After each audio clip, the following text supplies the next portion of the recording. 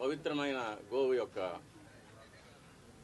ఘృతాన్ని కల్తీ చేయడం అనేది అది స్వామివారికి మనకు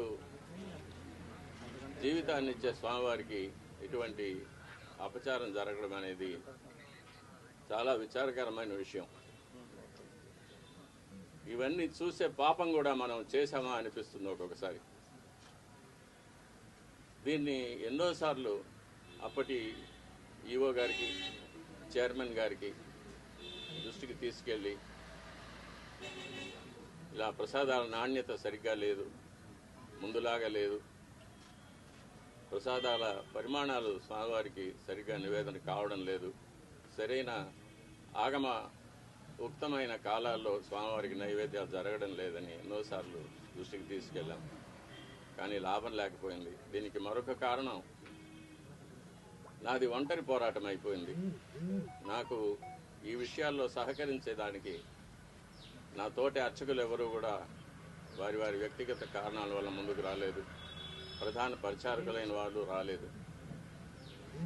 కాబట్టి ఇది ఈ 5 ఏళ్ళు నిరభ్యంతరంగా ఈ మహాపాపం జరిగిపోయింది. ఫలితాలు కూడా నేను చూశాను, ల్యాబ్ రిపోర్ట్స్ చూశాను.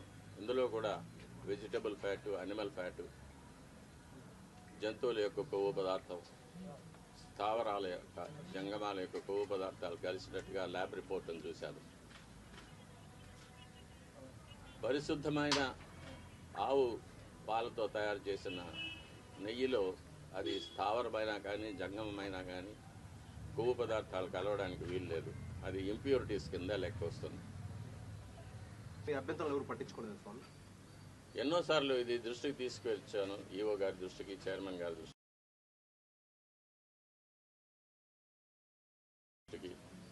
కానీ ఎవరు దీన్ని పట్టించుకోలేదు. కాబట్టి అది అలాగే జరుగుతూనే వచ్చింది. నేను చూసి బాధపడటం తప్ప నేను ఇంకేమీ చేయలేకపోయాను. దీనివల్ల నేను చాలా ఇబ్బందులు పడాల్సి వచ్చింది. అయినా పర్వాలేదు, మా స్వామి కోసం నేను ఇది చేస్తున్నాను. మా స్వామి తృప్తిగా నైవేద్యాలు స్వీకరించి ప్రసన్నుడుగా ఉండి భక్తులను అనుగ్రహిస్తే అంతే చాలు. నా ఇబ్బందులు అది నాకు దాని గురించి నాకు ఎటువంటి కష్టం లేదు. నేను గత ప్రభుత్వం నా పైన చేసిన కొన్ని కోర్టు కేసుల వల్ల నేను ఆలయానికి దూరంగా ఉండవలసి వచ్చింది. అంటే ప్రధాన అర్చక పదవికి దూరంగా ఉండవలసి వచ్చింది. నేను ప్రధాన అర్చకుడిగా చేయవలసిన నా కార్యక్రమాలు నేను చేయకుండా నన్ను నిలిపివేశారు. కాబట్టి